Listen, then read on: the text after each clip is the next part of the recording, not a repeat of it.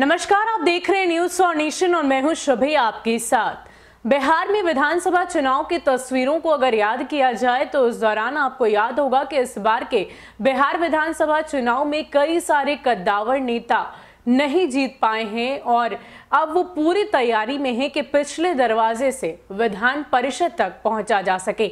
आपको बता दें कि विधान परिषद में राज्यपाल कोटे से 12 सीटें खाली है और इसको लेकर तमाम जो कद्दावर नेता है, चाहे वो भाजपा के हों वो या फिर जदयू के हों, वो लगातार अपने पार्टी कार्यालय पहुंच रहे हैं और कोशिश में लगे हुए हैं कि किसी भी तरीके से विधान परिषद पहुंचा जा सके। इसके साथ साथ हम आपको ये भी बता दें कि पार्टी के कार्यालय में जाकर वो अपने पॉलिटिकल सेटलमेंट के बारे में बातचीत कर रहे हैं और साथ ही साथ विधान परिषद की चौखट को लांघने की पूरी कोशिश उनकी तरफ से की जा रही है।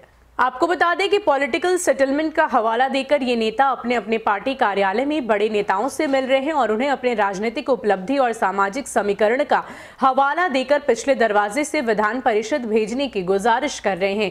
यह हाल भाजपा और जदयू दोनों में है। इन दोनों दलों के पास ही राज्यपाल कोटे से विधान परिषद भेजने का अधिकार है। जदयू में ऐसे कई नेता हैं जो विधान परिषद का सदस्य बनने की आस लगाए हुए हैं।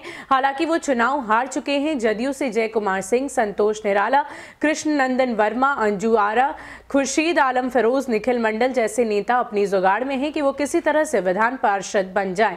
हालांकि पार्टी में पहले से संजय सिंह, अजय आलोक, रणवीर नंदन, राजीव रंजन प्रसाद सहित कई नेता इंतजार में हैं कि जब राज्यपाल की तरफ से मनोनयन होगा तो वो विधान परिषद जाएंगे। इधर भाजपा में भी विधान परिषद जाने की आस लगाए नेताओं की लंबी फहरिस्त है। भाजपा ने पहले अपने नेताओं की एक सूची तैयार की थी जो चुनाव से पहले की है, लेकिन विधानसभा चुनाव में हार कर आने वाले नेताओं की भी एक लंबी सूची तैयार हो गई है।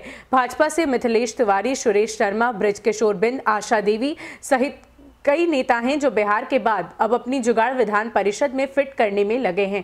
इससे पहले भाजपा में जनक चमार, देवेश कुमार, राधा मोहन शर्मा, राकेश सिंह, शिव नारायण महतो जैसे नेता अपने लिए लगे हैं।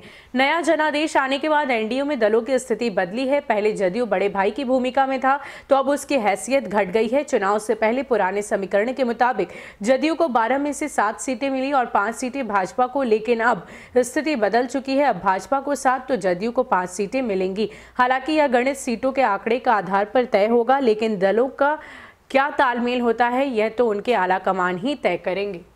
तो आपको बता दें कि दोनों ही खेमे यानी कि जदयू और भाजपा दोनों की ही जो लिस्ट है वो लंबी है, जो नेता इस बार बिहार विधानसभा चुनाव में हारे हैं और ऐसे तमाम कद्दावर नेता हैं जो इस कोशिश में लगे हैं कि वो विधान परिषद पहुंचे और विधान पार्षद का पद उन्हें मिले और इसके लिए लगातार वो पार्टी कार्यालय जा रहे हैं, अपने जो नेता हैं उनसे बातचीत कर रहे हैं और साथ ही साथ पॉलिटिकल सेटलमेंट का हवाला देते हुए सारी कोशिश उनकी तरफ से की जा रही है। आपको बता दें कि पहले जो बिहार का समीकरण था उसमें जदयू बड़े भाई के तौर पर नजर आ रही थी, लेकिन इस बार के बिहार विधानसभा चुनाव के रिजल्ट को देखा जाए तो साफ तौर पर यह कहा जा सकता है कि भाजपा ही इस बार बड़े भाई की भूमिका में है। पहले जदयू के नाम 7 सीटें हुआ करती थी और 5 भाजपा के, लेकिन इस बार ये उल्टा है। इस बार भाजपा को 7 सीटें मिलेंगी और 5 सीटें जदयू को मिलेंगी, लेकिन इन सब के बीच ये सीटों का जो समीकरण है वो दोनों ही पार्टी को मिलकर तय करना है और आला कमान ही तय करेंगे कि कौन सी सीटें और कितनी सीटें किस खेमे को मिलेगी।